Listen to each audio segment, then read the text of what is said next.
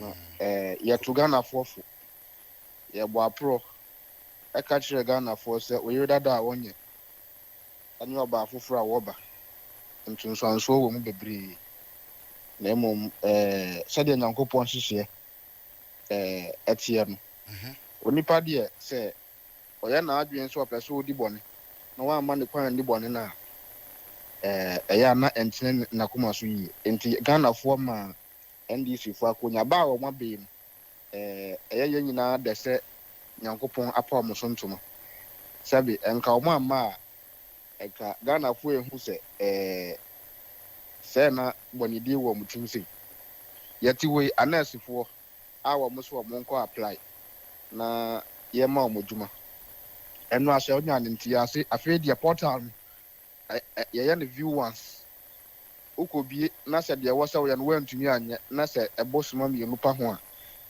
na che se wo afi mu no wo fi adwuma de enu mu na simia watina fie be se emfie be se nu na what try na enra wo ye so akwa try okoye ya na or yes or apply na ability na free system ni automatically o trahwe ye menua enti nyankopon ebo onipa no de nim atu ne tim na yagye ntete ase ye ba beboa ye man na afei aman manyoni aba na yama na konya se bra beso no man na fans to ya pa bra na Ghana fo ho hare o mo amenua okuakuafo ekikem ukọ mikrom dambai ukọ yeji ni areas a ekuafo adon no baye eda ho a ye pe atofo na obi meto na kuani ni nya bi entua ne school fees mpo ye nya a driver fo a ye boa ni ye koba fan wo bo motum spare pass motum munnam ho na mo bo apo na mo ka che Ghana for $1 abafom na $1 abafom a ye den na fe di economy amusa ayeye no afi on paper de e okay ye beba down na afi de nipa ho kire no menua amanfo ko hawo mu pan ye kedi agro no amanfo ko hawo mu na Ghana fo etwa dwadwo eno nti na ye ka se MPP amanyokuo wo de tutu NDC amanyokuo a ayesa wo de trasako compare zongo esusuwe no dos ye ba abemo bia na sabi yanka say ya yasra abofo onipa bia hu osinto na se wo ye nipa ho adwuma ayi dan a mistake beba na emom se wo hwe anhwe tutu ya pa NDC a MPP aban ba bia ye de tutu ho ema Ghana fo na wo hwe free SHS wo hwe metro mass transport yi wo hwe free maternal healthcare yi in fact policies a NPP de bia no aye policy a ye be hwe obeko bia no etumi gina ho che na ebeye emfanto ho ma Ghana fo okay busa ho seminar dachi NDC ba aban mu what is one single policy a omode beto ho a eboa Ghana fo a kire ma ba mpo a ye be hu se NDC ba aban mu apart from bus branding ne nkonfem a eyira to kowiem ne yensu a afei omo asem no a omo ka se ye ku galamsey na omampani ankasa akogina asempie so ka se ono nim se ono na ben mu mpanyimfo di wo a omo to galamsey a kopiment nei nipa ba akumpo kra ye nchi ne nkogina be bi se ye prosecute no ana se ye de ne kosi amrane ama ani na di na mo mampani ankasa so agina asempie so aka se ogidi pa se ono na ben mu mpanyimfo bi wo a omo to galamsey enti menua se ye de se chichire oman a ani je beba I don't think I'm a man no more IBB, but my main phone Ryan come on for you won't say you have shown certain consent on the various committee or party no at here and as a committee who do I dear basse yemfa enye juma or more and a policy so mo nebe kasa dear ma various sectors near there we say those committees you know it is you characterize it as premature adentia Tati de dika medical na matcha Ghana fo nyina o mutie ni wafam na matcha wo ni wadwuma yefo nso nyina na mama yawofo nyina awodapa sebe mamefoɔ ɛne yɛdanda yɛ nyinaa nyɛ abɛyɛ deɛ ayɛyɛ nti ɔmo yaw ɔmo mpaebɔ ɔmo banbɔ ɛso mu yie nti yɛ maame no mu nyinaa yɛde nkyia ɛma mo anɔpɛ yi na deɛ wɔ mu ne sɛ mɛma MPP mpanyinfoɔ a party titirani apa wɔ mo sɛ ɔmo mɛhwɛ na committee na wɔ hɔ no ɔmo ne ho dwuma ɔmo mfa mmoa ne nkyekyere amanyɔkuo mɛma ɔmo nyinaa tiri nkwa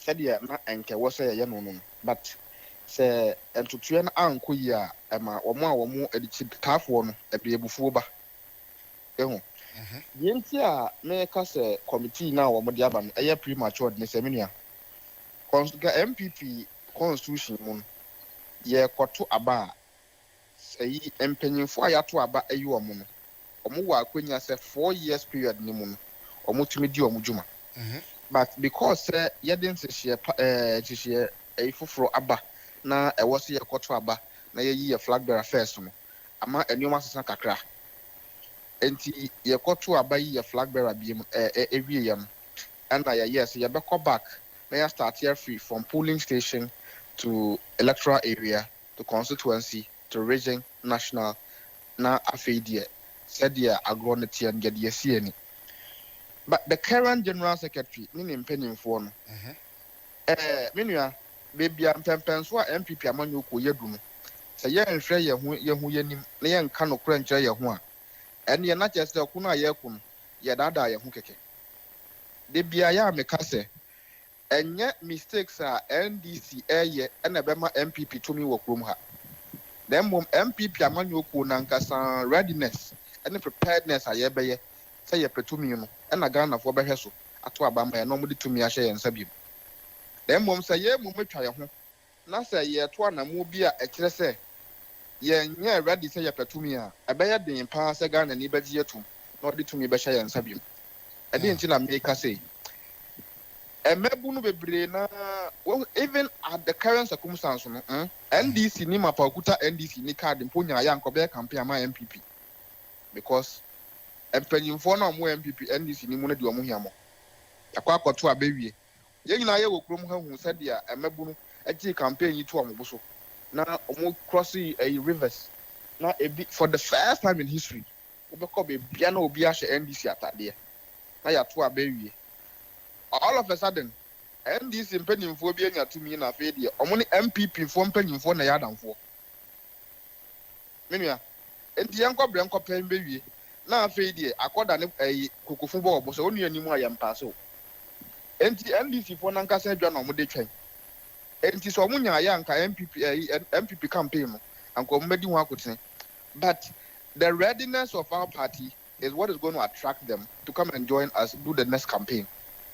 What am I saying?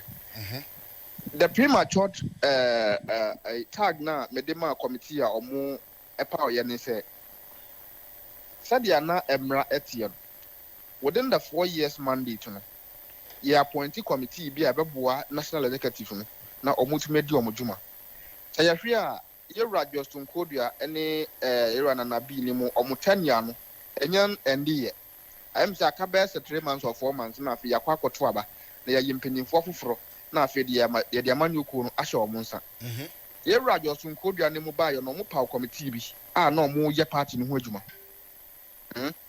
saa committee no ɔmo tenure of office no expire together with that of the national executives and the current national executives are still in place abra ɔmo dwumadie no ɔmo mfa nkɔ awieyɛ na committee na ɔmo paw first no committee no da so wɔ hɔ a ɛyɛ n'adwuma na all of a sudden you better be sorry no now you the committee for abebum so the question we are all asking is that say etina ya kwato abana say new national chairman na oba committee for no oba be for me and say we na mutan appointees is here and na all the ba be adwuma so from the word go no you are giving that national chairman an impression say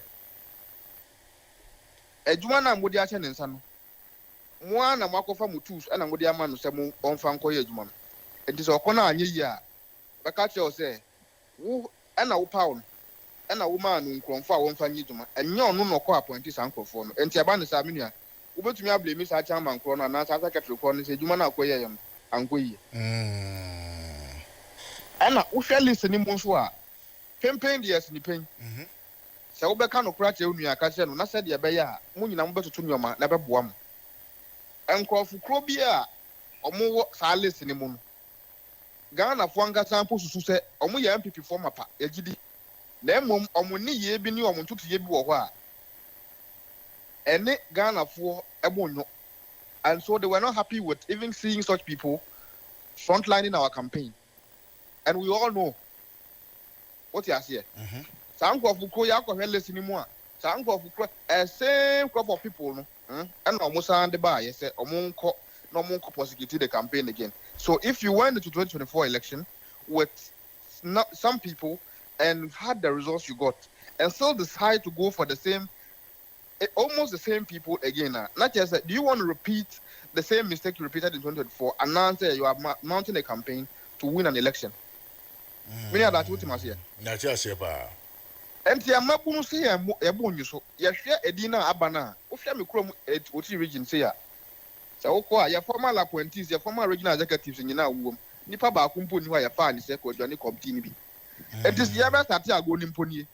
Na ya start here tue bi san a. And ye bedum pempens wo bi no. And share obi abebuada, which is not going to endure to our benefit. And for T region will be anywhere your man a position be any of the committee. The aye won is a penny for or mono ebia abina tramukoyan, Yaya Binimum. He served on different portfolios. Yes. Either the person was a secretary to somebody or he was a PA to somebody. By that extension, only Afufobi Anya a Adamfobi. Based on which nipa need to me lobby and nipa need to me gain access to those appointments. And some of the people are suspected say ammonia appointment in Ibino are people who got the appointment based on their personal hard work to be announced a recommendation by certain people and not from the fact that only people affiliated to OT region. If I talk to myself. Okay. Anna, young come for one, Minia. Share. We will have to be honest with them. That the MPP we used to have in those days, so we born new bibiswa. Now a time macho men, now a corporate headquarters, now me lucky office, now me pumping for. We have gone past that level. Now we need to dialogue. Say yem mabruna ye we chena ye bo amunka kran. Say bibiba, na say ye tree ye buffer form, na ye catch rom say ye bon yuswa. They would have to listen to us. Anya is a bedroom pempens will be no, the work will be left for nobody to do. And a bayadin. And at the Okumi Krani say, you're very sure and very well confirmed, said, Yam penny for Nibi. Instead of set what mobile Jumana, they are sure Munsano Mayan. They are now friends with NDC appointees. And the Jumana, they are sure Munsano acquire a Adam 4.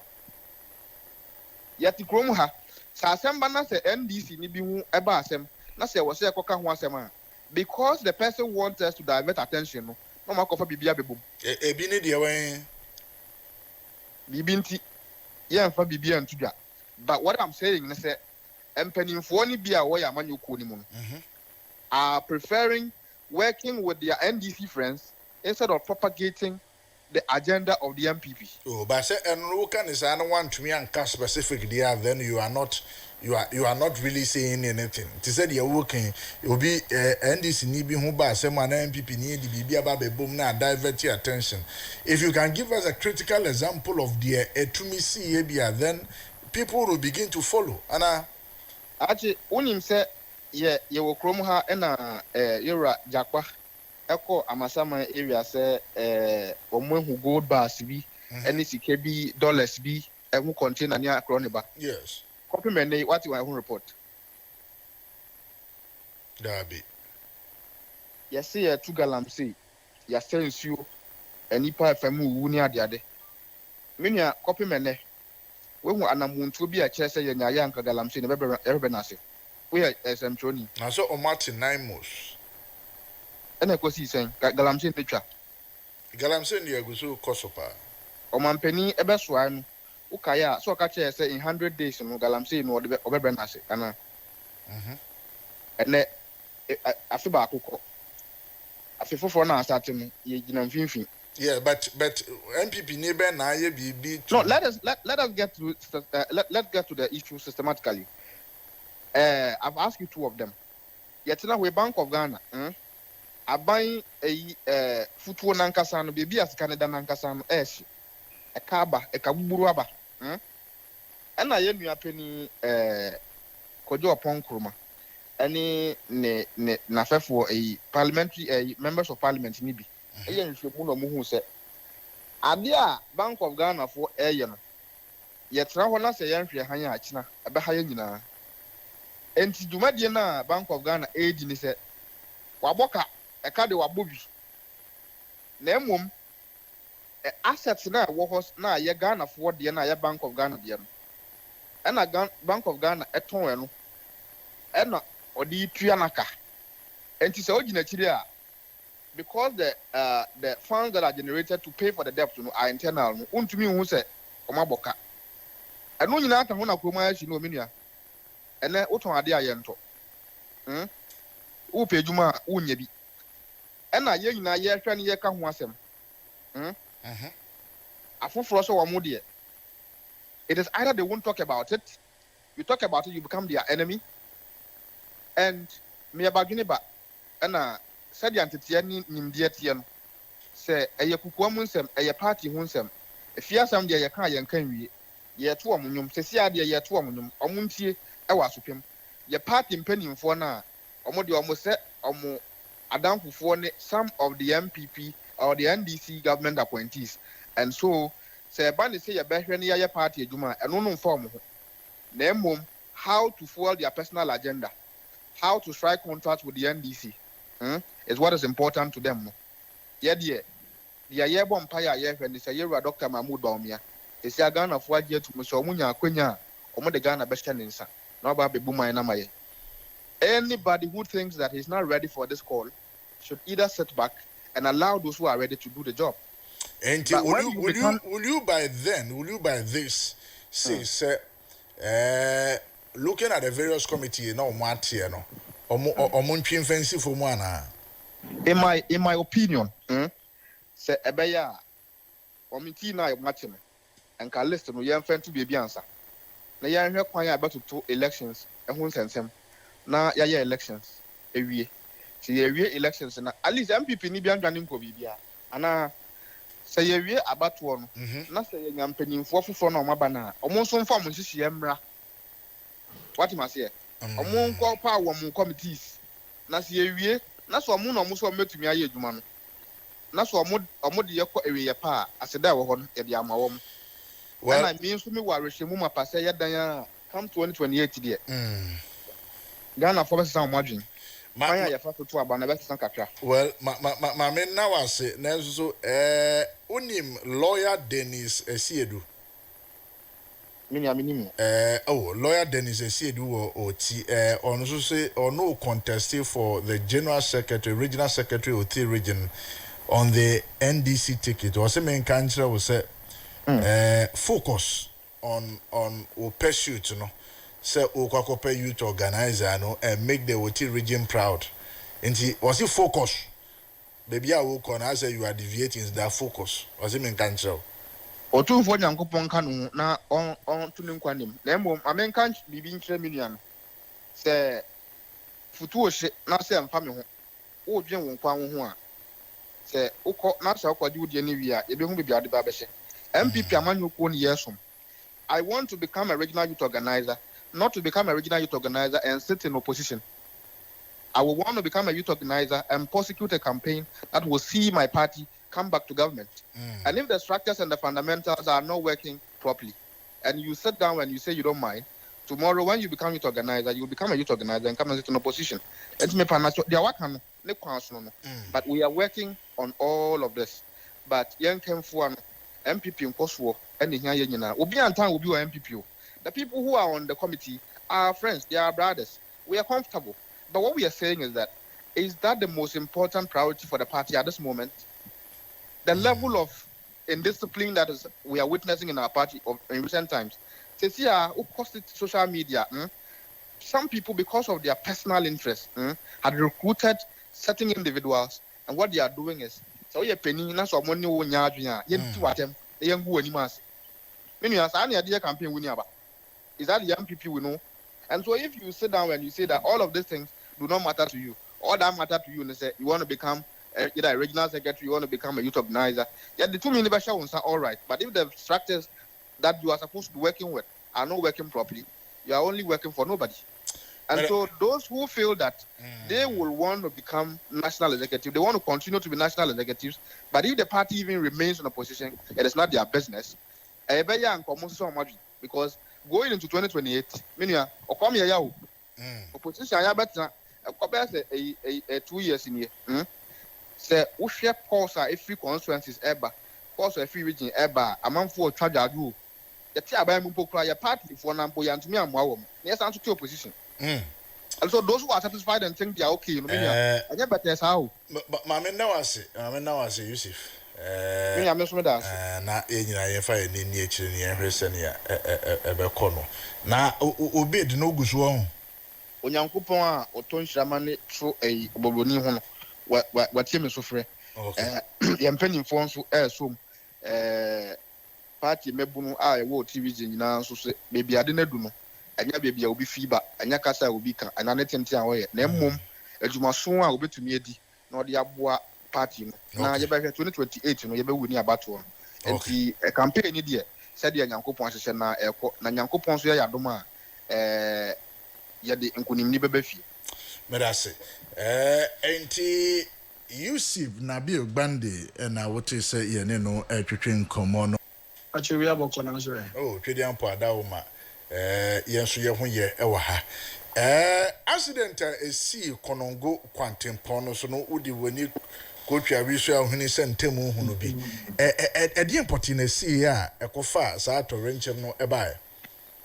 oh medical tie fo nyina ne ahwefo me de na me free mase na me ba kranti me drew one anase incidents na si a accident na si a nkofo boa me yi omo mewu ne omo mefrefra no iti bi si ya nkasa de me hu but me drew na car no akrash a ba koda ba ko so omo mu ni sprinter no mo madaketwa no so omo mu na to wa omo yi ebo yi de me koto ye no ti di si ye de fi na omo chire obi chire mu se na we ya fa ho na ye vox bi na ketwa ni save no woni na ehia nti ketwa ni save na twen ketwa no to ketwa no no de ko crash sprinter no mo chechi ukodu ebra ukodu hodie uhunu ye no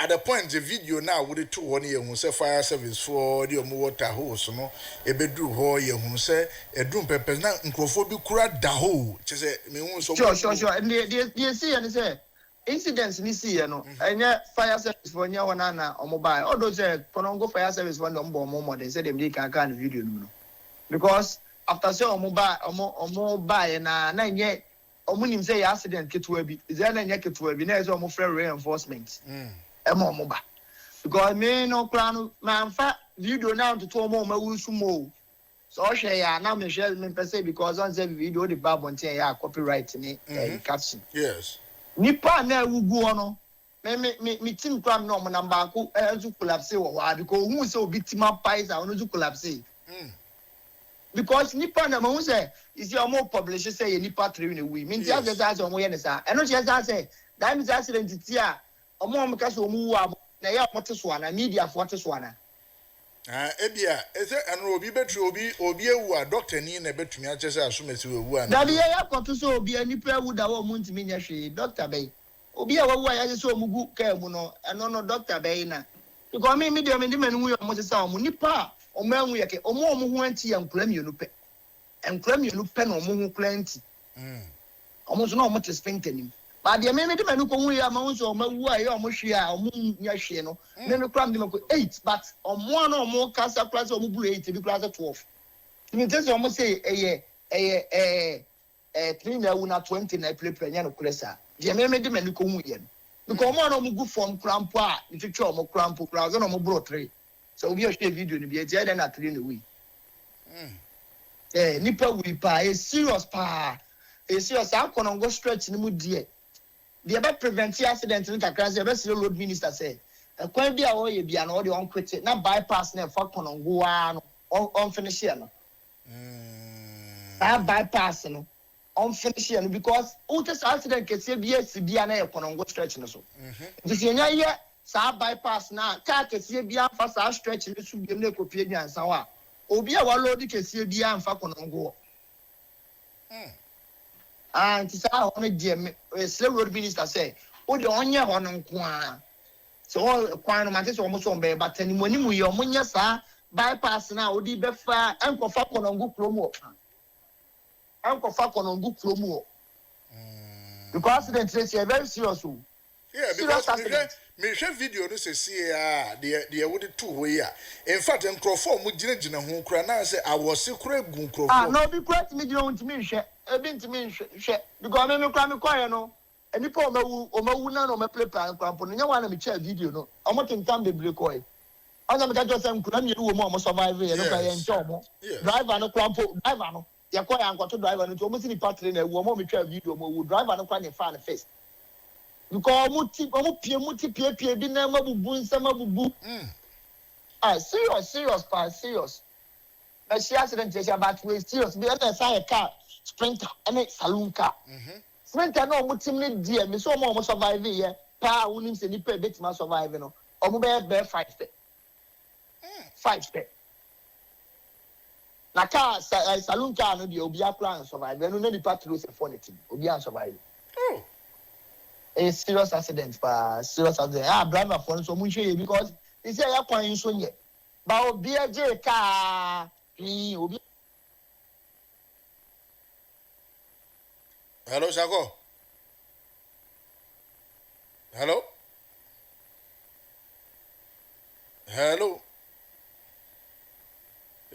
Shako ahoma na bibio Shako ahoma na bibio yembo modi ya na hwese ye betumi asa nya na because we share the hu a high party I don't know but accident no more rem ebusia name accident no more rem dodo e more rem dodo Shako me ni moara but we share udi wani hu ye na ye overtaking bi no bi ya na se na ye di import ai omo ba ezia no omo ba de say Vozi car no yi fa won ti salon car no sia no ni slow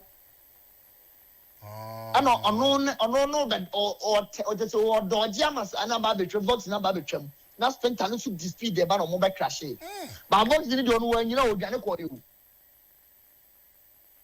ono ni dwane ko e ana mo be crash sa because the way incidents ni see no so anyway the freeway back ra enye easy but this ono ni ko save no and say oni sprinter no ko crash here it is sprinter no mum ko talk car ketewa no so ko to show mo se ba bi na ko to so ntini ba ye no na mo mo no na mo take yini mu nya no obi otimi ni pon mu ne nsam nyina bubu obi a obi ni pon mu mu ya fra obu ani timi se ya pai who is why on conscious but on say ni pa we no me who is say because abrochi na ebi obenya nkwa Ghana ade ama me who say na nipa ba ku mienu miensa bi na mu se we di o me ye fita o ma me bi de menu mu se we di o mo nya nkwa kra e be 5 pe but o mo di eni serious for be koda hospital se nyame ambamu a enye papa ne die enye ni say because 20 me say ma so obi anya nipa ba ko need the animals na publish say eye nipa 3 na ewu na 20 April enye no kresa ase nipa 3 na ewu na 20 April enye no kresa yeah.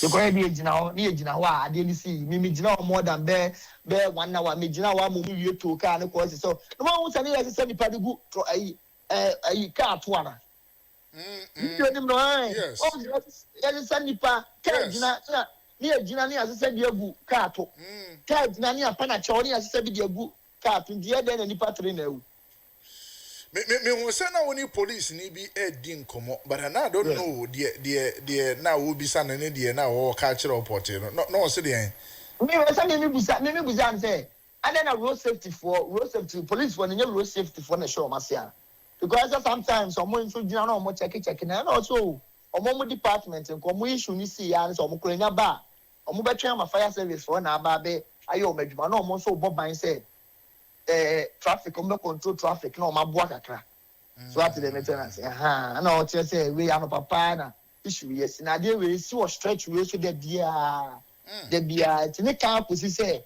bypass so o say bypass o ba be wura udru ba bia o be duro dumase a yes on the Chinese company bi o mo ye bypass factory o yes and no na say road minister share no mo complete sa bypass no because car kesi ni nyina no konongo kwan na na very dangerous asane se car kesi nketo ni nyina omu nyina bi de bia ho no mu nyina fa ti say bypass na o kwa akra o me fa konongo no affect na stretch ni mu ada ho because of a kwan na wo hwe say unye wo sane from oduma so we dey we kwan na o we bia ba na car kesi bia mu na da kwan because of a kwan the way omuye into years yes the road minister said ni titiri mu an say bypass because o ma anya ne na any 2 weeks any pass abewu any 3 weeks and me person na mati as say ni pay wu bebebe wo kwan so kwanya ni nya na nkofo ka media and most of them o mo be ka na bonte because dia ni gina wa nipa more than 8 ewu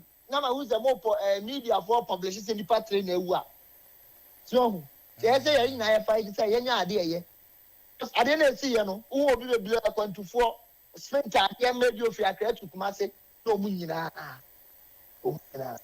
it match me bit not to pressure says so road minister so ya kwan o the expressway no more ye I thought also be my contractors as by Kumasi highway na say but bypass here pa your konongo de no ye no nya de the price enough yeah it's enough no boss Amaro mama na wa jena no pay yes I share video no kra ma me see afem enti Amaro Shako and I would say you know Eddie and common anti o designer ni yan me njira obetu yaga so which design okay well me my Rolls yes or ever or Sprinters on the permanent camera and you do come up yes na bibia boko there ya me adum Charlie na be ende say ye na mu ya no aban ni mu boko a wo hwe ne yama ye koso na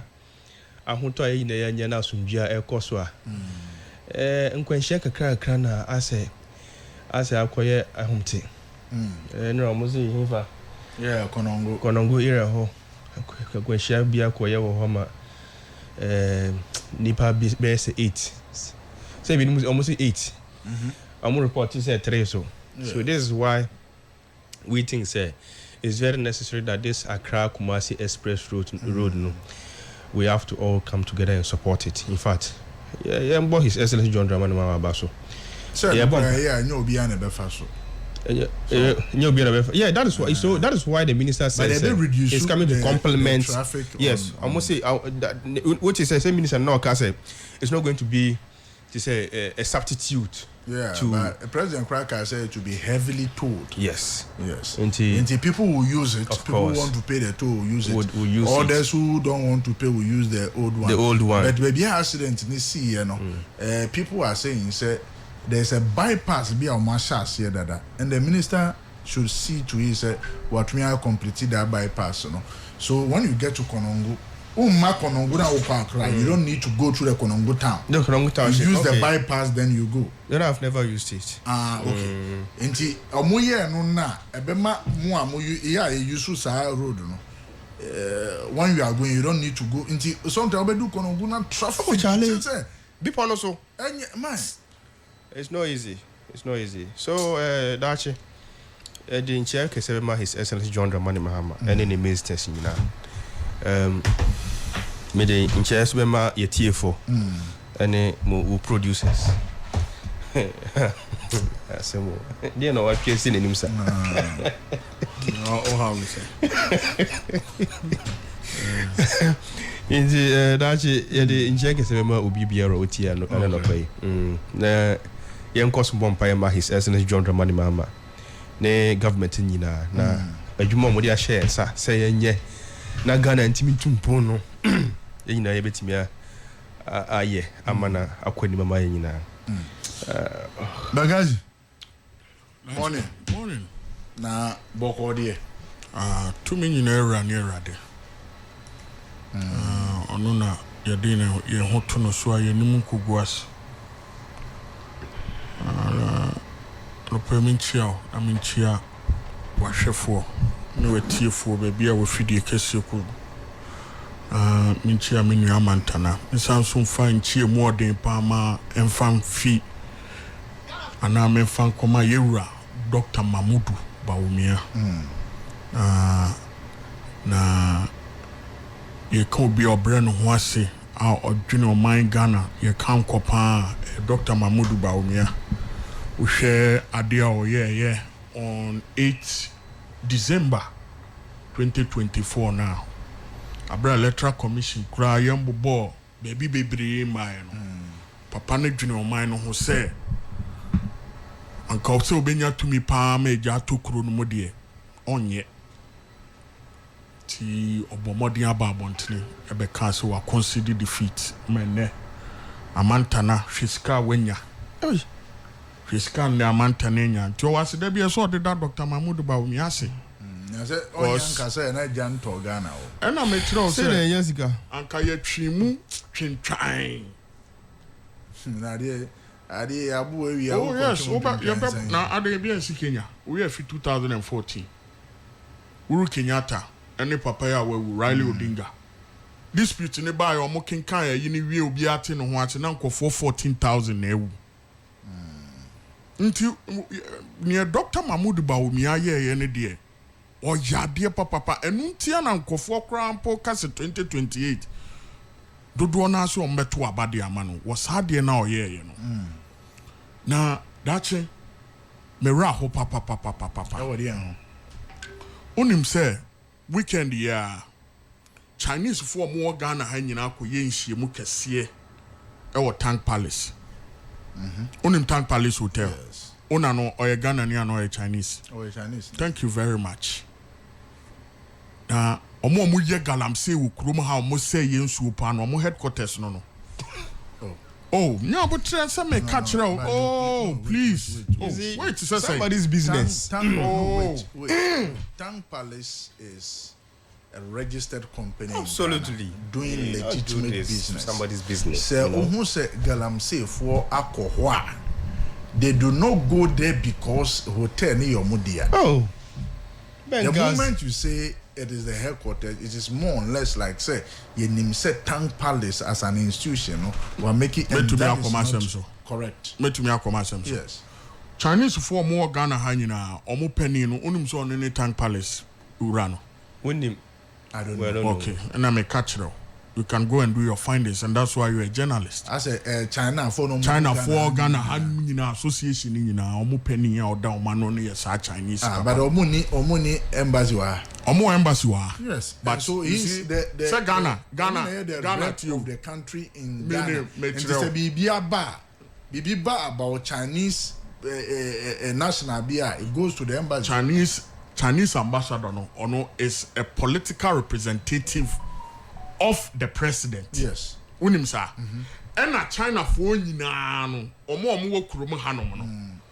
Omo pania businesses omo de da no nyina omo kom hu nyina bom no omo choose Tank Palace papa no. Okay, so on now one. Exactly. Okay. Enti one more mo say yensuo no. Eno ena sa NDC foi edi won wakobo ma no. Won say anytime the NDC bebe bia no Chinese for no mo dozo kurom a. Omo nyansie mu da during MPP time. MPP ba pe omo so omo Chinese festival. Ada President Mahama winning and the following 2 days omo ye omo festival kese pa wo Legon Stadium. Okay. Omo to knockout ni ade kuje to black kwanom ene President Mahama yensu ani yin kroko wonom eko down on man. Yera Julius Dabla over the weekend oko wonom na sankofo we num na ese yensu. Sankofo we no mo no ye galase ese yensu na se yensu ya ni ese no ze bi o ze China ni obedu airport na wo anfa na nko ukuro eno de ese da honom na mpanifo ne ate anka wo ye betumi akasa asem we mpanifo ya to aba ma omo no se omo ate pa se omo ye omo adwuma yi a anka Chinese betumi akose yensu anka ye kura ye bedi Chinese nanim enti NDC fo sisi ano ye so call mo headquarters one ma ohun pani bia mpo na waka wasem a kire no Why headquarters? NDC headquarters omo headquarters mienu sisi ame no kasa ba ko wo Movenpick 4th and 5th floor e wonu nyina o magidi nyina that's it and me pacho kasa de na o ma me bie ma sema no pay we doing some wo de nya abotre me kama sem we editorial ma me kama sem Party office na e wada braka. yes I know say every Tuesday when you go to the party officer at least from 1 o'clock aircon who call all the national executives in our office.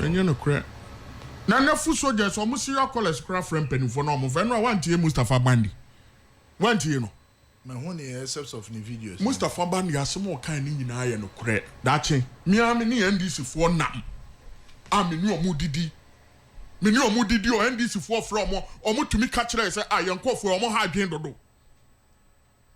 dache NDC fo am ya ye ni o mu akọ school dache unim say eneme no ka say unim say adwuma bi amenya contract ne 1-2 bi amenya me NDC friends na de amame anso omo ankasa nkofo from omo mfa amanta na tena hai ono de oya ade omo frɛ no ofa me frɛ amanta na ofa me frɛ same aya ofa me frɛ rikeje ofa empanifo bebre we NDC mu a me frɛ omo fa ba omo nkofo from omo mfa adentia you are lying intinia Mustafa Bande e ka no eye no kra let me tell you tie mama no sume wo de wo afutuo bi amanu sia na wo de atoa so muntie ni opani ni ka no oye deputy general secretary of the NDC muntie no ba ma hye ni ye na manta na mu di agro ti say ye podi ye time ye de ye fu soldiers ye ndi omo ho agro but mo no eya madam fufa no ene ya madam fufa no mi hu se suro na ye omo suro NDC ni ka kire me say NDC pani ka kire me say ono de adwuma be ma na damfo NDC no akode be ma MPP ni because on pese NDC fo be hu na asem too much o meka say oh wanye ska dodo nti adwuma bi wo hono mo de bre yen o mo fa ma mo eye no kra da hono what in your meka no eye no kra e da hono nti ni Mustafa Bandi ka no eye no kra NDC fo bre ye adwuma pa ese yankasa sometimes kra ye MPP fo na ampo ye mu bi eye ade ekoso what you say? If you NDC for the bar, one more share MPP for passing or one casan call for or more boy munya to me. No more my boy money at the end in our year, shall a good board, echo ye, Edema, say what may ye no. And more called that Tottenham Stadium, and nom champagne, I can see a charm video, edit char NDC food soldiers for instrument.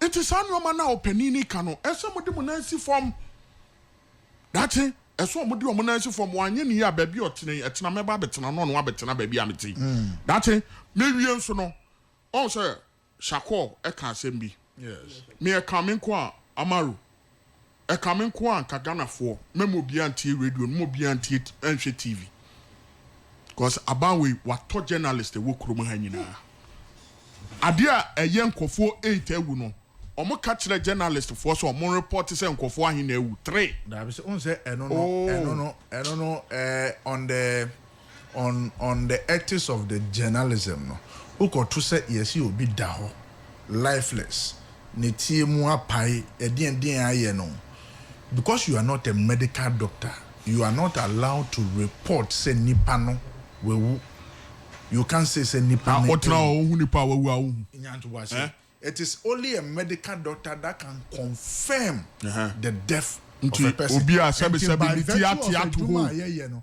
You cannot report say okay, Matthias. A doctor nipa ni tiate no. Hey, Jack. Aduma e ya ma muskasa monya pa o. O tiefo mu tie ne e da che kan o.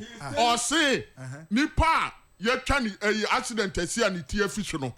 Journalism ethics ne kire ye say ma journalist ne report say nipa kro na wu just a doctor yes ababeka say nipa na wu na nipa titi a otumi ti asema ne yi nipa titi a otumi ti asema ne yi but you are not a doctor to confirm o de matune wo kana say matune wo kana say ba sabi yo emo edi omo ko hospital ebi a obi akokoma me ba won so nipa na da ho Yes. But who normal eyes no we.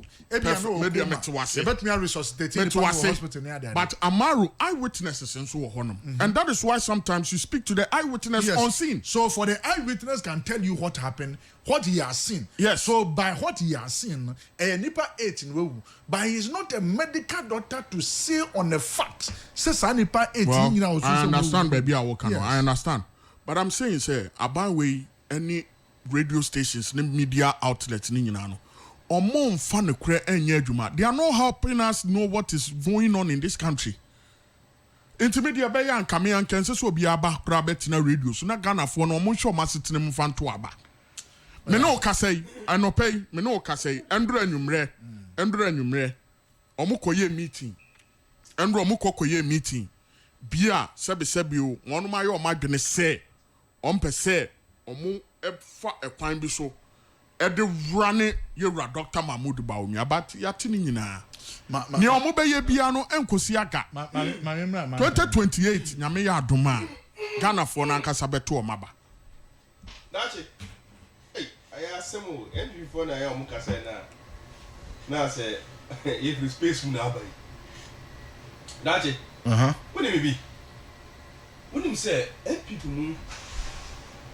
Amo akrofo nyina no MPP mu those thieves amo MPP mu nyina no oni me bia amo kokko ye mu meetings Dr. Baumia Free na say na yeti say sa PDF na okoda na condition subsequent condition precedent na say na yeti say Dr. Baumia Free no mo court na say omo scheme sa agenda no so omo de be loot Ghana for anya no kre na wante dachi what year? Make a channel. No, they blame President Kufuor for nothing. Got to know the fear so I had. Nefie, and I am caught Nasi. Once in the fear or change homes in Chenwa. Change homes. A honest, Otte. Now, go her MPP are crown for the good one. Oh, Charlie Lucas and Amitia. Lucas and Amitia. Now, they know can I know. Oh, that's some man. No, can I know. Mufuso. Oh, patch. General Secretary. Put him to order. Lucas and Amiwa. Tie. Asema ya tie nyina no. That lutina na ekoso nyina no. No knowing that not Dr. Baumia Fie. And I'm cutting no more planning, no more loot. How to steal this country. And we blame President Akufo-Addo. We blame President Akufo-Addo. No knowing that not Dr. Baumia ni Fie and anasa nyoma nyina ekosi. Ene sani pana otimi ko je obi mo na de ko chiche ankramofo no otimi ko port na o ka kire nkola se omunko fa mo rice omunko wie obi mo omun use state apparatus no omunko wie obi mo na omun fa ko chiche all the scheming they have neglected even their party office. They do everything at Dr. Baumia's house. All the scheming, how to create loot and share, no, they do all the scheming at Dr. Baumia's house. Say there, oh, Kase. But everything you do now as a political party, being an MPP, you know, you have a flag bearer. So everything you do so supposed to sit within the vision of the flag bearer. So they're creating a looting and sharing agenda, no more, no, that's what I'm telling you. I'm happy you are consolidating with my point. I'm not consolidating into that point, but I'm saying if they are not at the party. I am telling you, yes. An agenda no. So the agenda is to create loot and share. PDS in Sensone by say what here. Now the same see mobile no. Ono no down the condition precedent and the subsequent. Ni fear no motina is scheme here. But these issues are not just say Iyoku investigate. You can investigate their courts. I am saying that if he is a person of interest in this matter, was there anything called PDS in this country? Was there? I'm asking you, PDS. Was there anything called PDS in this country? Maybe so. No, was there anything called PDS in this country? Yes. And I make a choice. And you may see corruption is see munino. Ne ni fear no mukot na scheme. People Say they say should loot this country from the resources this country have. people say after the NPP published the various committees who do a in their party, at a certain level of abremo as a political party. Now Say you know that there are various people who hold you accountable at every sector, and they say, Dache, when they were even in government, when they were even in government, they weren't able to explain their own policies. Our own policies. They were even running away from their own policies. Their oh please. Oh Pacho, I beg you. Won't say your time I beg you. Government this week. Yakobi Oh, hospital please. say, Yaye road say, Yaye say. Dache, catch him. Just Okay, what they catch them? Do you know that Dr. Bawumia? Do you know that he himself? Last week. Those things are not President Akufo-Addo. Oh yeah, you know. Dr. Bawumia was running from those things. Those things that President Akufo-Addo year before he left office. Their own achievement. Dr. Bawumia was running from their own achievement. These are the same people who appoint you or share communication and environment.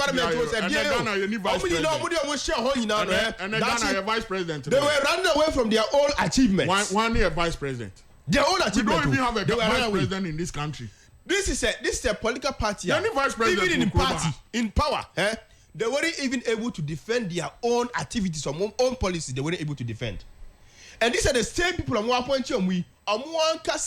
And President Akufo-Addo. They were the same people that were appointed to serve in several positions. Yet they weren't able to defend more achievements.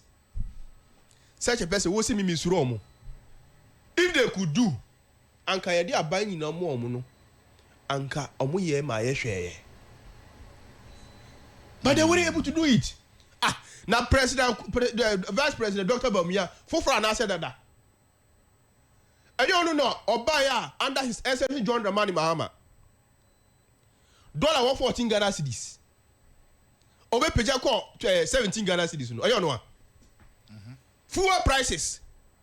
And they will come here. On the peja ko 23 Ghana cedis. Pacho. So this same Dr. Bawumia that came and destroyed our economy. Destroyed our economy. Everything that we had in this country, all the gains we were making under His Excellency John Dramani Mahama before 2016 elections. Dr. Bawumia came, and when they gave the baton to him, said, economy no jikita na operate economy. He failed us one time. He failed us and failed President Akufo-Addo. Oh yeah, not the blame now to President Akufo-Addo. So, say President Akufo-Addo no course here. Say President Akufo-Addo, was he an economist? In the first place, why did they employ him? Why didn't they employ Dr. Bawumia so than vice president? Was it not because of the economy? Sanipa will see me misro. When they weren't even able to defend their own policies in government. There are those people that will come and chastise or criticize President John Dramani Mahama's government. A government that has been able to reduce fuel prices. A government that has been able to reduce the price of dollar in this country. Inflation is going low in this country, 3% in this country. This is the government that Mumo say, Mumo criticizing. Really? On what grounds are you standing to criticize President John Dramani Mahama's government? You failed in all aspects. Tell me, inflation was 52.4. Modi call from 23% na modi call. And then many will say inflation is 3.8 as we speak. Dollar prices. You buy $2, 17 Ghana cedis, and then 11 cedis. Fuel prices. You buy fuel about 23 Ghana cedis, and then many will say 14 cedis. All this in normal way now, Dr. Bawumia manage because they are all part of the economy. Now Dr. Bawumia manage all these things. He failed in all aspects of it.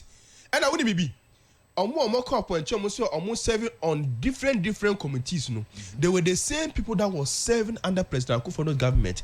President Akufo-Addo allowed Dr. Bawumia to choose people and make manage economy. Amaye. What? And he chose these people, and they failed us. And then they are the same people. Also, but say on governance issues. Manin can't say we ma on the hand. NDC executives interfere in the arrest and confiscation of excavators in Krobro Forest anti-Galamsey raid. The high stake anti-Galamsey operation in Krobro Forest Reserve had exposed a deep-seated challenge of political interference in Ghana's fight against illegal mining. On Monday afternoon, a joint task force comprises of the Ashanti South Police Command and Logis Group Limiters successfully apprehended 4 suspect illegal miners. However, the mission was nearly derailed when local political heavyweights stormed the site to obstruct the course of justice. The operation targeted a site deep within the forest reserve in the Amansia Central District, whilst illegal miners have been devastating the environment. The raid resulted in the arrest of 4 individuals, 2 alleged kingpins, and 2 laborers. Security force also seized 2 excavators actively being used for the destruction of the forest, while several pieces of mining equipment were destroyed on site to prevent further illegal activities. In a move that has sparked outrage, the NDC chairman for Jacob Bobin, accompanied by the Amansia Central NADMO coordinator and other party executives, reportedly arrived at the scene and demand the immediate release of the suspect. The executive claimed the arrested persons were party affiliates and urged against the confiscation of the heavy machines. We have seen your party executives. That's it. Before my boss, asking way so. You see, all our party members should remain resolute in focus. Our main objective is to make sure that we develop this country. Our objective as a party is to make sure that we strengthen our party base. Look, there are several machinations by MPP4. Say, on the grassroots, no, any top hierarchy, no, and the omuti ebe boom, so that we begin to have issues with our bosses. Look, I always say that let's struggle to make sure that our party stay in power for long. Your party, your government move for longer. Every person will get something to do by the grace of God. Look, the ordinary Ghanaian man or woman, or per se, na system ye boko boko emano. The ordinary Ghanaian man wants 3 daily meal. That's what the ordinary Ghanaian man wants. The ordinary Ghanaian man wants that Obenya Jumaye, which of course that includes the NDC people. And as time goes on, maybe it may not come today, it may not come tomorrow. Some of us that have even had the opportunity at the radio station High Kurano, we haven't had what we want. Dachi, you know these things. But we are still managing and struggling to defend the party. Managing and defending the party with the little resources we have. So I urge any person or team in there with your grassroots Emma NDC. I can tell you that we are all the grassroots of the party. We are all still managing and trying our best. Say the party in Ebe. Today, His Excellency John Dramani Mahama has been able to reduce the price of fuel for us. In from That's the first point of call. SOBA free. before we go to helping our party base. Helping the party base is very important. That I will always support. And this is one thing that all the time I seems to support and agree with Minia Penyin Bandi. Anytime he speaks about the grassroots, I seems to support and agree with him. But then, you cannot have a country where you say that you're only focusing, say, Juma, but not to support the party base. That brought you to government. But Eyabotre, Obia Benyan Yope. So when you're Yope Krana, at least you get something better that can be able to manage you.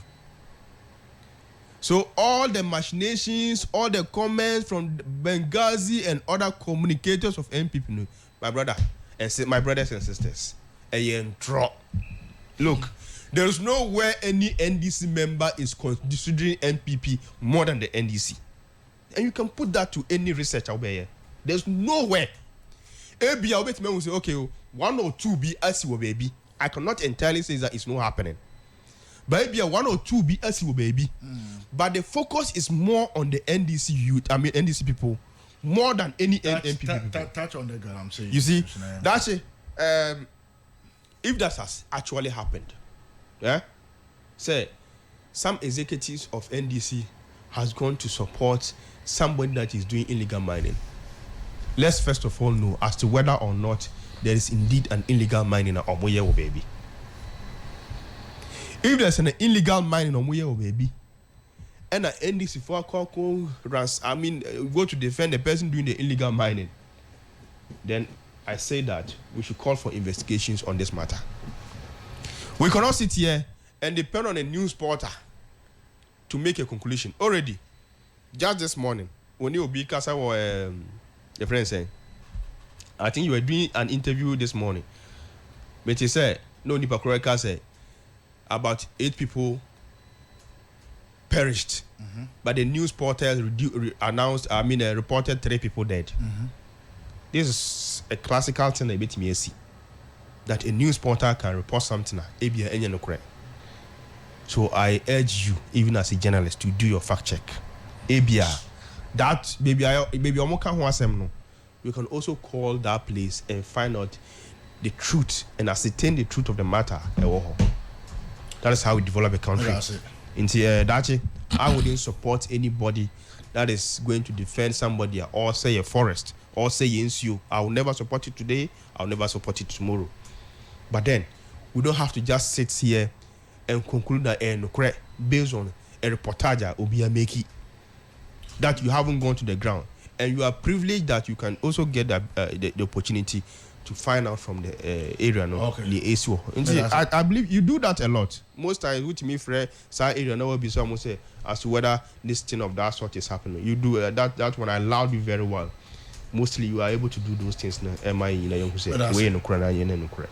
Until that, I leave it to you as the journalist to make your investigations, whilst I also find out whether it is true or not. You see, that's it. You see your 2 for now in Tia, Oko anti krum, Meboa. So what 2 for name Tia, Oko anti krum, them not fancy for work and Moboa. Inti Sebi say Amantana, what 2 for Nasa was went Tia. One Hasama. One supporters are one. We can't throw. You see, sometimes you see. No, me patro. Oh, Kasana, One supporters are more boy, we need to me no. Almost almost frame one my brother. Into what I'm afraid. No, that and yes, me frame one you can say anything that me you want to say. Me frame one you see, I'm not any problem. Any problem. I'm in chiro. Yanu bi wo no ma yanu mo na atena class yanu mo na yenyina ansa na man yosem bem but ya sabi o me hia mboa utumi de boa me na ne oboa wo ma wo bebi nyi power no wo ofre wa wo one na de mboa bi aboa wo I have in several ye TV ni radio ye kokodidi oh my brother pachonya abotrem mesre Asama ye kano, it's not about you, Amantana. What dear Ebi Obiani no ni problem. because ebia one mo frɛ wa wo fa. But you have to take in general, near general secretary ne kanu na mon correcting is here, minia. Mon correcting is here. Mon correcting is here. And we be na behamo 2028 no. That's it. That advice we are giving. Me pacho. Oh. And then my time na kase. Okay, my time. You see that advice we are giving you. Nobody is saying that. That's why I said that. In same way what say. That when you are paying it, eka was when the count around when the count was man. Oh, kasa on person you be. No, be kasa on person. Oh, that's it. Oh no, you see, I actually. Enti, ni America ne say, Andra utie kosi sewa Eric J. Edi magbandi pa. Odi mano pa se ni oka no sebe enine onene nyaadwen. But mesre se mutie ni ye. Na say ya me koka say Kofi Adams ama MPP for slot say omo fanko World Cup no. Unim say full soldiers omo NDC platform so any omo full soldiers omo around the world any serial callers mu nyina wonu mu bu fu Kofi Adams.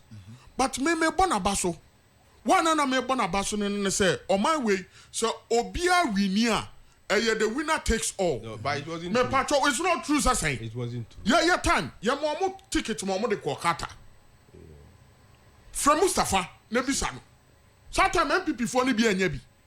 It is a Kofi Adams aba no ma MPP for slot so mo nko America nko share World Cup ni bia. What is wrong with that? But it wasn't true. Me Pacho nya abotre mesre. It's not true. DVL boss Emma loyal ladies slot all for more ade omonya Ghana for MPP loyal ladies omonya Ghana for. It is sebi omo chene nduru mo so a munya abotre. No, but near yan ne say one man na aboa mo ene obi o line ni tumu a yahuza no mu nyina befre. Yahuza no serial callers on befre wa but sa serial callers no mo spend no mo 1 city 2 city every radio stations ni ade no. Omo frem penifo ni bia penifo ne mfa. Mustafa bande na akura mpo no mufu soldiers attack no say wo a wo tena hon ma wo kasa asem wo kura ye frɛ wa wo mfa.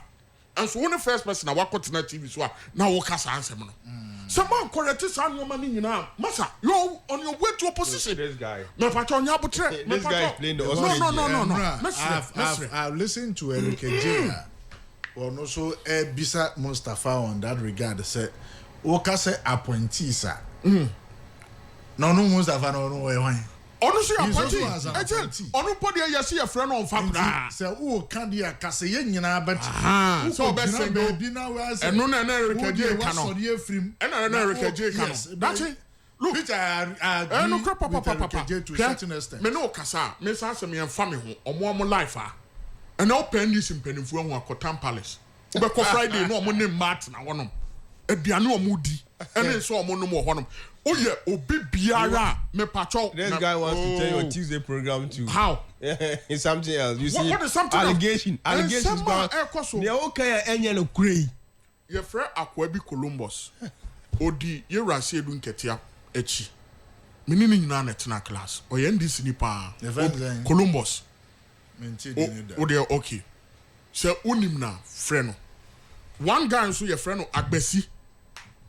Odi ye rase edu nketia echi. Minim so unim na. Frɛ ne bisa no say how many times na nkofo complaining did more say this time in penifo no ye from more monfa. Almost your monfa. I don't know the party for no, but it is also true saying penifo be now within the NDC who from one. It is very sad. Amantana, what the idea of be frɛ wa wo fa wo? Ebi anani pani ni mu no. Ebi anase say. Obi frɛ wa wo fa, but ese o kai say sankofo na na omo bo a wo ma wo koji to me. Because no kwanya me anim, that's it. To get power from the MPP enye easy. Enye sankofo a mo frɛ radio, eye social media, TikTok ne sa anyoma na anka mo ntumi amba power. Well, let's go on the Galam system. What's in America now say? Enti mon taking the coup. Na mon correct mo wrongs. Na mon share the way am be ye. That's it. On Galam say some ne dey me person me can be because NDC clearly Galam ne dey sisi agensem. Ena sisi anu nso no omo magana fo nyina hu say omo no next year no omo be intensify the fight. But next year now it's too late. Ghanaians have already realized this government is not ready to fight Galamsey. Now then the young who was at 7 years that's it. Then the young who Uni Chroma Hanum and this to constituency chairman to me hooky sojani. I just say, it is almost like as a galam say no be and Kahwan Sembi. Within the media front, but the truth is that it is still going on.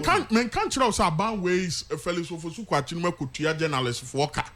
And when some else or Moka throughout the week. This is an insult to people. Hey, the moment you now what do you say? Did you say journalists? If you say journalists have been paid, I don't know journalists. Except that you have an evidence to show. That's it.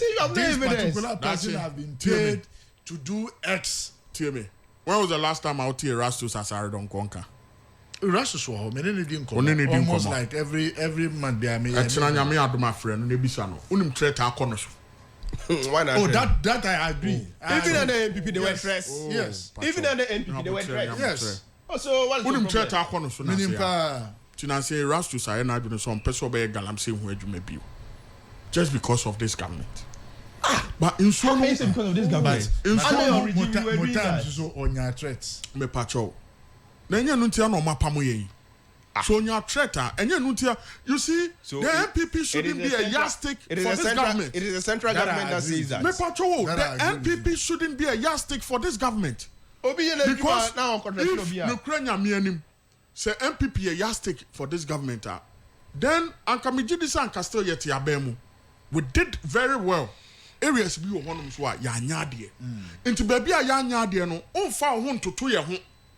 Say me felu wa hanom MPP felu wa hantu mi so ani si me felu wa hanom enye hwe. Enye nu tia na nkofo kwoto abadema. Nkofo kwoto abadema say baabi MPP anye ne ye no, wo bra na be ye ne ye.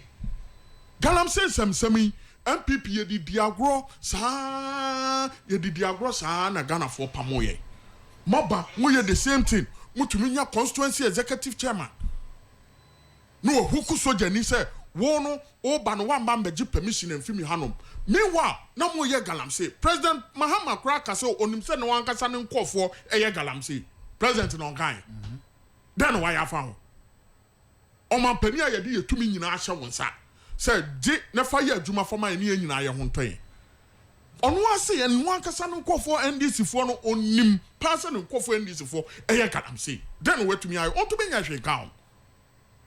It is one SN in so SN any NDC any MPP. That's it. You see this time kidney issues uko kolebua. Nkofo aye mama tire say binum de da form. E wo renal centers one. Dialysis baby omo ye dialysis no. Nkofo the mattress ato form. Because of kidney issues. Then they say kidney issues neighbor. Yesu so anu nyina me dia mama metu obi atime me betu president ku 4 time. Jesus are now to the number of kidney issues see. And then and conform to me the contomry because mercury, cyanide, was a human. Yan yedi a one bro. That's it. Yan yedi a one bro. Some peninformance one with your met to me out of vortica no man. Omonum first nan can conform to come in conform or then a nuclear pipe no. This time in conform in a bet to me the man with your pipe. It's one crime but. Maybe I'm to say it's only about 2 times in a week. Tuesdays and Wednesdays. My year like na man feel me politanka and to me yeah.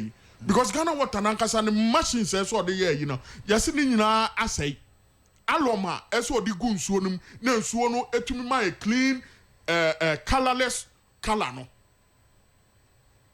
Entumi nya den. Entumi nya yi abani kula ntumi nto alom. Enfa mixing nsuo ne maye.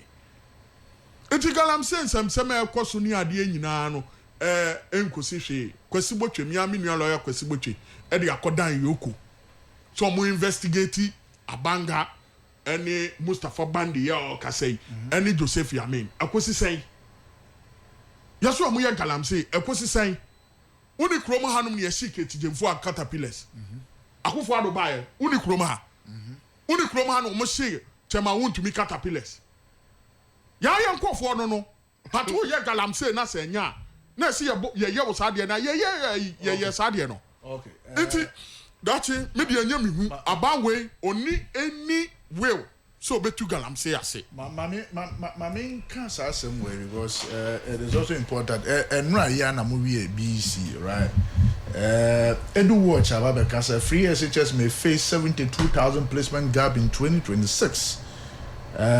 say obo survey o my year or say an estimated of 607,000 are likely to qualify for placement, setting the stage for a possible shortfall of rolling of 72,000 students if no immediate interventions are made.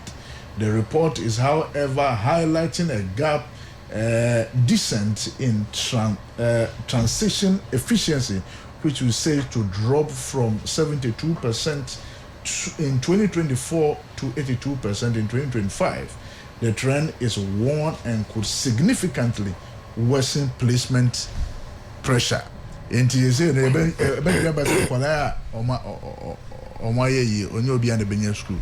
And crap. I mean, team fi hono. I hold the mic na mana. Education is some no. I metumi aka. Awofo no omunya abotre won kura no. Because in the build up to the BEC no, one say na dum so hono. Oh, mense. Dum so buy na say enkula na so fa pa. Enkofo enkula na so fa pa. E wo madusua mu. Nti eno so ade a esa ban we ohwe na ohwe marking scheme no the way obe marking kula no. Because akura be pon school ebeba awia no. Bi also ordinity to hono kakra. Na enwumre wa fa ne book asua. Bi hono mo besua ade a tela homache. Bi hono mo besori ahomache so pese osua ade na light edum. Enti mesre say Ghana Education Service on share on Nkulano on that tangent. Na on share the way obe mark Nkulano.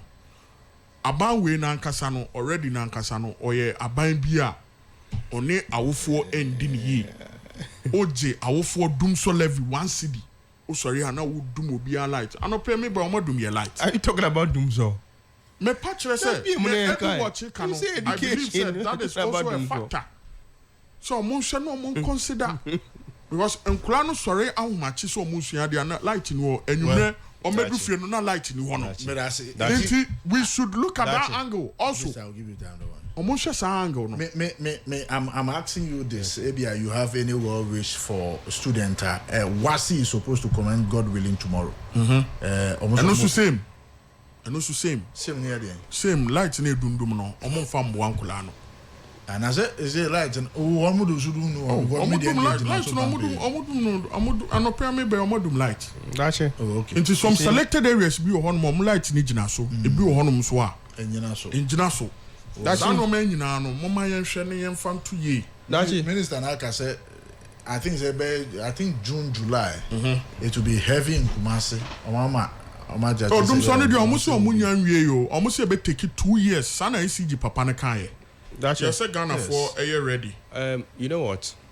I think at a point in time that MPP, more opposition, at least when you were in government, Namu abai muno.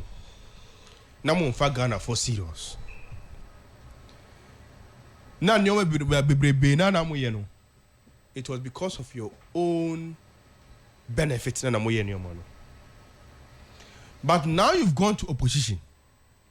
We expect that at least a political party that wants to come to power wants to convince the Ghanaian populace say there are better alternative. At least you take Ghanaians serious for once. Adentina, Mwaman Kasamo flag bearer, he's not taking Ghanaians serious. Communicators, most sorry, instead of you people to also come and at least showcase a level of seriousness, then we say, okay, maybe my flag bearer watu paso. Into more communicator, more to papa so. No, please, why is it that anytime I make my point, you want to be talking plenty? Now, Musmaba, at least show us a little of decorum, a little of respect. Say Ghana for Boni amudie yina no ene. Yahu say moye boni inti. You are now showing a bit of seriousness, at least. Prophesying solutions to something. Nyoma be a air cost or ABR. Na ye di enu be cost wa ye betimi atene sa nyoma no. Mo batina radio so a ena ntro. propaganda Benghazi no mo kotona Dr. Bawumia fie instead of you people to professor solutions mo de be solve maybe issues mo dwen say enko so ye Uganda ha no. You don't profess solutions. Is that what a flag bearer can do for these people, the people of Ghana? After destroying this country, every do some pempensui instead of it to show a level of seriousness. Say, oh, maybe an alternative. No, maybe Ghanaians will consider an increase your vote as compared to the vote at 38%. Now we are 39%. Big, you can still come and sit on radio and lies. Who can school him? And then a certain part, what's your friend was saying? Edu Watch. They have made their investigations, sir. They find this biaba. Say, oh, a bit me now. Your friends, free education. I could touch Makakra.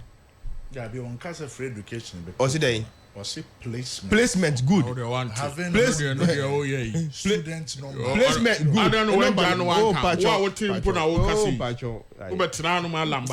please. Placement system no. Ebe to Chimakakra. Na Chimakakra na ebe to no. So there will be a gap because of the number. Yes, it is. It's a Chima. The space exactly. So ebe to Chima. Is that not it? Yes.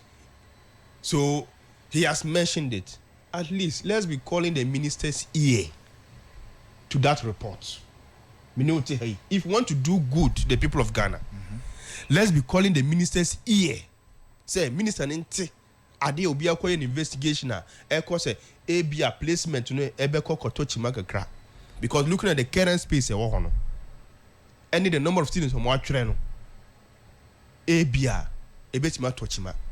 Ama minister afa in your maybe CC quiet so that thing will not be able to happen. What better ha? And I will see Dumso. Who has introduced Dumso topic in this whole issue? How do you relate Dumso to this whole matter?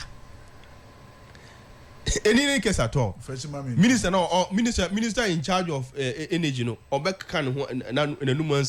Look, you see, at a point in time, MPP for Omon Pen grow. At a point in time, no crap back MPP for Ompe. In our time, we are telling you the truth. Say, I have been light out, and because of maintenance, Mumumbre so ye bisa say mama timetable. Kramosi young say you draft your timetable. Then this is telling the truth. Say, oh, Dumus lights be cut off for her because of maintenance exercise. Say, koso. June mu Abia Kumasi, there will be intense lights out in Kumasi because of maintenance exercise. That is just the truth, and anka ye pay here free MPP for her. Ye ntimi anya. Okay. Ebra, mami class am chiro. At the point in time, Ashanti Hini, the whole Ashanti Hini, Eko Kasa need them name SS one of them. Oko kan ho asem. E catch na post say, oh, mum pay timetable my so that we will know when to on our fridge and when not to on our fridge. Okache say Ashanti Hini no draft on Kasa. On Kasa on draft on Kasa ne Kasa ne timetable. Na Ghana for the fast so catch and you see when we don't have a voice. Look, when we don't have a voice, when the ordinary person doesn't have a voice, the ordinary person passes his information through people like Ashanti Hini. Ashanti Hini was suffering it. Okay. We are also suffering it. We told Ashanti Hini that Ashanti Hini take this message to Oba. We say Oba. Catch and say Oba. No solving issues of Dumso Maya. Or catch and say yeah. 1 minute. Timetable, 1 minute. 1 minute. What do you hear then? 1 minute. What do you hear then? To respect the people of Ghana again. 45975. Now come say a Greater Accra Regional Minister. No, say President Mahama Pamono. Say Ghana Hanum aban person twa so no do akwa akoto north na kire say baba be pa ho na say Julius Zebra kusu kire north for no ye hwe anim okay so su sani okosu kire Pentecost for no enye sa de na kire so mbu northness no okay NDC for so northness na to abade mo mo pa okay sa wanye ne sa ye say this week Julius Zebra nsu ankopa northness for no chawa so mo for mo ho adwe me da say